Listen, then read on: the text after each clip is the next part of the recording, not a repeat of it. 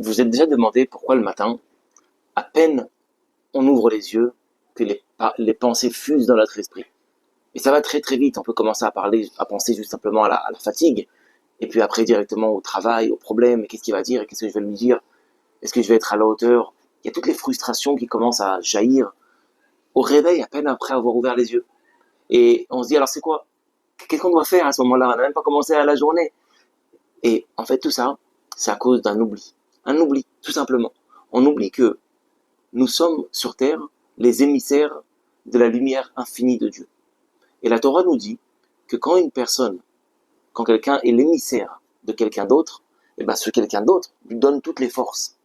C'est-à-dire que l'émissaire en question a toutes les forces de celui qui l'a envoyé.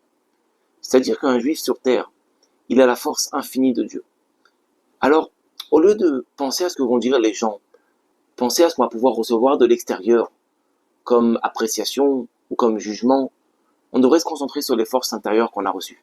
Et comprendre que, en faisant taire toutes ces pensées de l'ego finalement, eh ben, on dévoile la force de l'âme divine.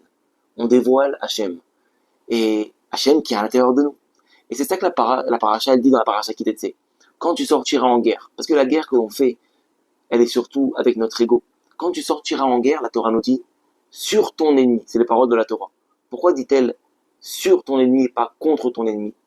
C'est-à-dire que, a priori, déjà au début, tu es sur ton ennemi. C'est-à-dire que si tu prends conscience de qui tu es, tu as déjà gagné la guerre. Et là, tu te lèves d'un bond.